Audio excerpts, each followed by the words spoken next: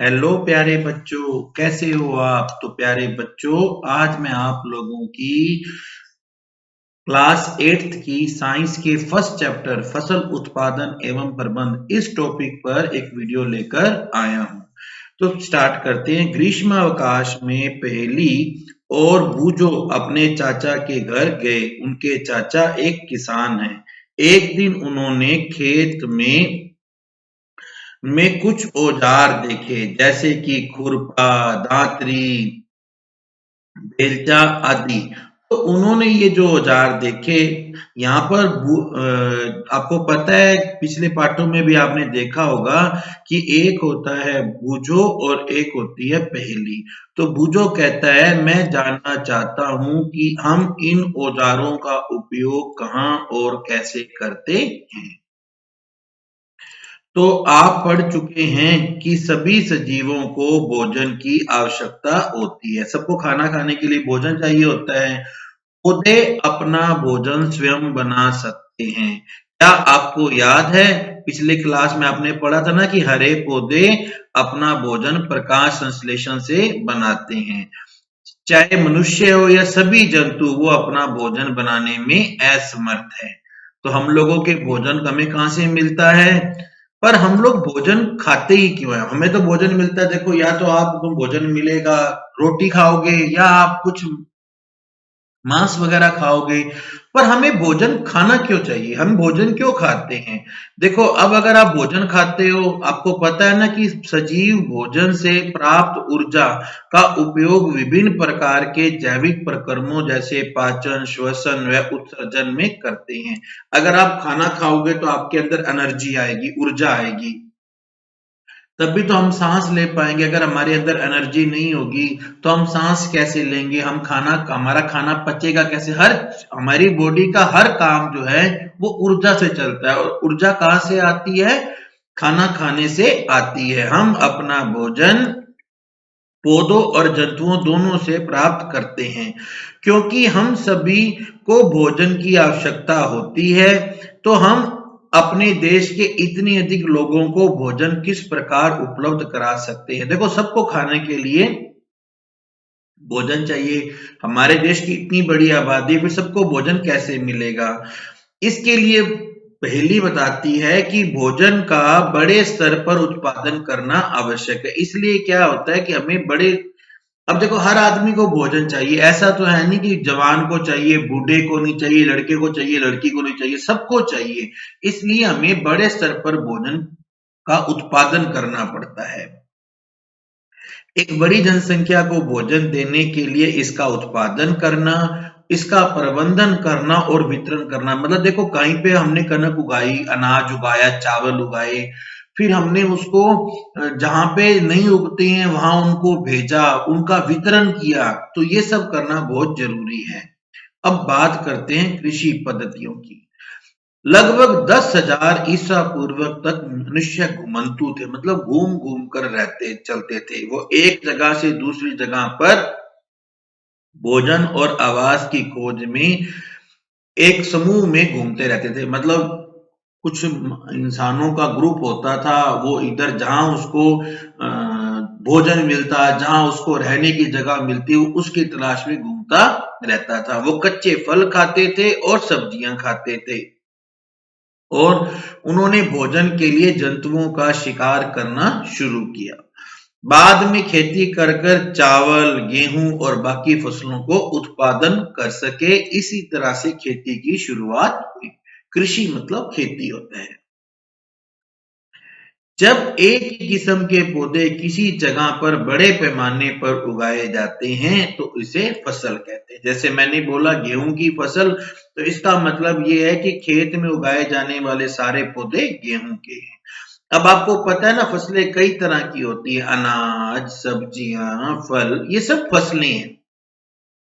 जिस मौसम में ये पौधे उगाए जाते हैं उसके आधार पर हम फसलों का वर्गीकरण कर सकते हैं।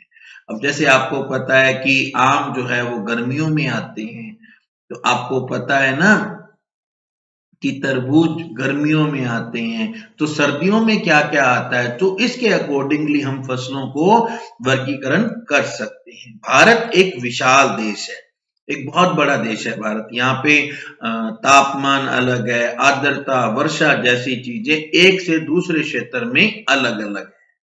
अभी देखो, अभी हमारे यहाँ पे तो ठंड पड़ रही है, जम्मू कश्मीर में बर्फ गिर रही है और उधर केरल साइड में इतनी ज्यादा ठंड नहीं है। तो इस तरह से हमारे यहाँ सब कुछ अलग-अलग है। इसीलिए हमारे देश में अलग-अलग तरह की फसलें उगाई जाती हैं। 2 तरह की फसलें मोटी-मोटी हमारे यहाँ उगाई जाती हैं। एक है खरीफ की फसल, जिन्हें बारिश में बोया जाता है, उन्हें हम कहते हैं खरीफ। अब आपको पता है हमारे यहाँ बारिश कब होती है? जून से लेकर सितंबर तक होती है। इसलिए धान, मक्का, सोयाबीन, मूंगफली, कपास ये सब खरीफ की फसलें हैं। दूसरा है रबी की फसल, जो कि ठंड में बी जाती है। जो अभी इस टाइम फसलें उगाई जाएंगी वो होगी रबी की फसल, जैसे कि अक्टूबर से मार्च तक के महीने में, जैसे गेहूं, चना, मटर, सरसों और अलसी। ये रबी की फसलों के उदाहरण हैं। कई जगह पर दालें और सब्जियां भी गर्मी में उगाई जाती हैं। अब दूसरा है, धान को हम सर्दी में क्यों नहीं उगाते? अब कोई कहता है कि साहब धान की तो बड़ी डिमांड है। धान मतलब चावल, चावल की बड़ी डिमांड है, हम तो सर्दियों में उगाएंगे। तो इसका कारण ये है कि चावल को पानी की बहुत जरूरत होती है। अब पानी ज्यादा कब मिलेगा? जब बारिश होगी। इसलिए चावल को हम बारिश में उगाते हैं। चावल सब्जियां उगाने के लिए, फसल उगाने के लिए किसानों को अनेक काम करते हैं। अब ये काम कुछ उस तरह के ही हैं, जैसे मान ली या आपने घर में कोई पौधा उगाया हो तो आप करते हो। इन कामों को हम कहते हैं कृषि पद्धति। क्या कहते हैं? कृषि पद्धति। इस पे एक छोटा सा क्वेश्चन आ जाता है कि कृषि पद्धति क्या है? तो देखो, पहला काम होता है मिट्टी को तैयार करना। अब मिट्टी को तैयार करने का क्या करते हैं? सबसे पहले क्या करते हैं? मिट्टी को पलटते हैं और उसको पोला बनाते हैं। पोला क्यों बनाते हैं? क्योंकि पोला बनाएंगे तो जड़ें भूमि में गहराई तक जाएंगी और पोली मिट्टी होगी। मिट्टी को पोला करने के लिए उसमें हल चलाते हैं। तो मिट्टी जब पोली होती है तो उसमें जड़ें जो जमीन में गहरे तक जाएंगी और उनको सांस भी अच्छी मिलेगी। पोली मिट्टी होगी तो उसमें मिट्टी में क्या रहता है? केंचुआ, केंचुए रहते हैं और मिट्टी में कुछ सूक्ष्म जीव रहते हैं। तो पोली मिट्टी होगी तो उन सूक्ष्म जीवों की मदद होती है कि वो पोली मिट्टी में आसानी से बढ़ जाते हैं। ये जीव किसान के मित्र हैं, क्योंकि एक तो पोली मिट्टी है, उसके अंदर केंचुआ और बाकी जो जीव आ जाते हैं तो मिट्टी और पोली हो जाती है और साथ में ये बनाते हैं ह्यूमस। तो ये मिट्टी को पोला कर देते हैं और ह्यूमस बनाते हैं। पर पोला करना क्यों जरूरी है? देखो, मिट्टी के अंदर आपको पता है, पिछले पार्ट में आपने पढ़ा था पिछली क्लास में, कि मिट्टी के अंदर खनिज, जल, वायु और कुछ सजीव होते हैं। इसके अलावा मृत पौधे और जंतु भी मिट्टी में मिल जाते हैं। तो उनको भी जो जो सजीव जो मृत पौधे और जंतु मिट्टी में मिल गए ना, उनको, अब आपने कभी देखा हो कि अगर हम किसी मरे हुए जानवर को जमीन में दबा दें तो धीरे धीरे वो जानवर खत्म हो जाता है, वो मिट्टी में मिक्स हो जाता है। वो मिक्स कैसे होता है? क्योंकि जो अंदर मिट्टी के अंदर जो कीड़े पाए जाते हैं, वो कीड़े, वो सूक्ष्म जीव जो है वो उसको सारा खत्म कर देते हैं। इस तरह से जो मृत जीवों में पाए जाने वाले पोषक पदार्थ हैं वो मिट्टी में आ जाते हैं। ये पोषक तत्व जो है वो पौधों द्वारा अवशोषित कर लिए जाते हैं। ऊपर की जो परत है उसकी कुछ सेंटीमीटर मिट्टी ही पौधों की वृद्धि में सहायक है। अब इसमें क्या होता है कि ऊपर ऊपर जो मिट्टी है उसको हम हल चलाकर, ट्रैक्टर के थ्रू हम क्या करते हैं? उसको उल्टा पुल्टा कर देते हैं, उसको पोला कर देते हैं। उसको उल्टा पुल्टा करने से, पोला करने से पोषक पदार्थ ऊपर आ जाते हैं, जिसके कारण पौधों को ये पोषक पदार्थ मिल जाते हैं और फसल अच्छी होती है। इसलिए हम मिट्टी को पोला करते हैं। पोला करने का तरीका, ट्रैक्टर से हल चलाया, इनमें केंचुए वगैरह की खाद डाल देते हैं, जिससे केंचुए क्या है, वो मिट्टी को और पोला कर देते हैं। इस प्रक्रिया को हम कहते हैं जुताई। क्या कहते हैं इसको? जुताई। अब ये जुताई कैसे होती है? हल चलाने से होती है, हल चलाकर होती है। अब हल किसका बना होता है? हल बना होता है लकड़ी का या लोहे का। आजकल तो सारे ट्रैक्टर से काम करते हैं। ट्रैक्टर आपने देखा हुआ होगा, उसके पीछे हल भी लगे हुए आपने देखे हुए होंगे। अगर मिट्टी बहुत सूखी है, सूखी मिट्टी में ट्रैक्टर नहीं चलता है, तो इसके लिए पहले क्या करते हैं? जुताई से पहले इसे पानी दे देते हैं। अब जब आपने एक और बात होती है कि जब आपने पहले आपने हल चला दिया, हल चलाने से मिट्टी में बड़े बड़े डेले भी बन जाते हैं। तो इन ढेलों को क्या करना होता है, इन्हें एक पाटल की सहायता से तोड़ देते हैं।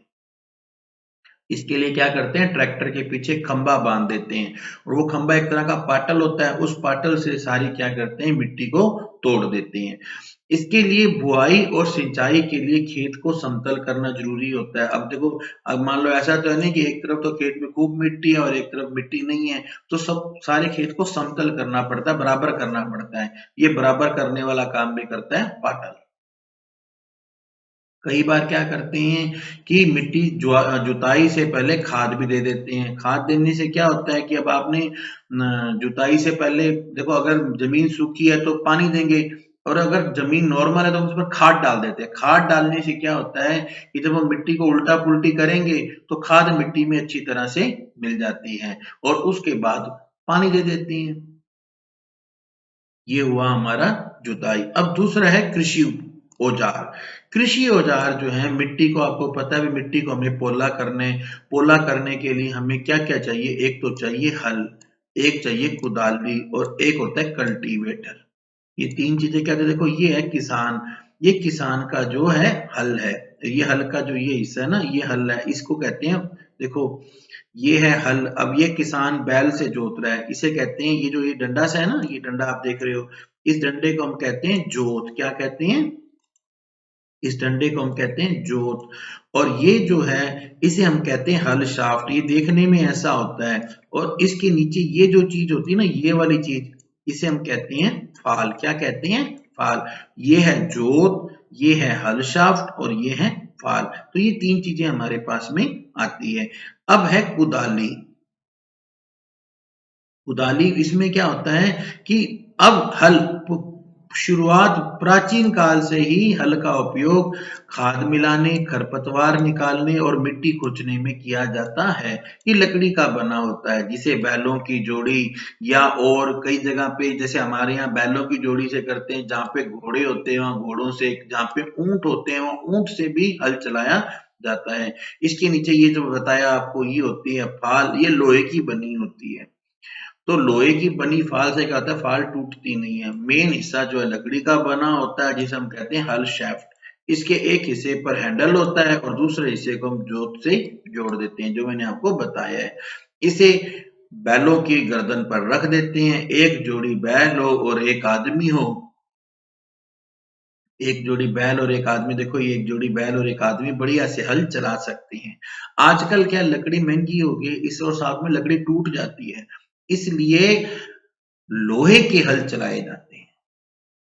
अब क्या हल आते हैं, जो से आपने आपने ट्रैक्टर के पीछे देखा होगा, वैसे लोहे के हल है। कुदाली, कुदाली एक सरल औजार है जिसका उपयोग खरपतवार निकालने और मिट्टी को पोला करने के लिए किया जाता है। इसमें एक लकड़ी और लोहे की एक छड़ होती है। ये देखो, ये रही कुदाली, ये लकड़ी और लोहे की छड़ है और ये इसमें ये भी जो ये इसकी जोत है, ये वहां पे घोड़ों उसके घोड़े पर, ऊंट पर, बैल पर रख देते हैं और ऊपर से दबाते हैं और चलता जाता है। कल्टीवेटर, आजकल जो मेन काम होता है वो होता है कल्टीवेटर। जुताई जो है ट्रैक्टर से होती है। अब कल्टीवेटर में आपने देखा होगा, ट्रैक्टर आप सबने देखा होगा, पीछे ये जो चीज आपने कई बार ट्रैक्टर के पीछे लगी होगी, देखी होगी, इसे हम कहते हैं कल्टीवेटर। अब कल्टीवेटर में का देखो, एक छोटा सा फर्क मैं आपको बताता हूँ। हल का ये एक ही फाल है, ठीक है। कल्टीवेटर के देखो, एक दो तीन चार आठ फाल होते हैं। तो इन आठ फालों से सात आठ फाल होते हैं। आठ फालों से क्या होता है कि कल्टीवेटर बड़ा गहरे से जोतता है, टाइम भी बहुत बचता है और एनर्जी भी बहुत बचती है। तो बच्चों, आज हम यहाँ तक करेंगे। नेक्स्ट वीडियो में हम इस चैप्टर को कंप्लीट करेंगे। Thank you, have a good day.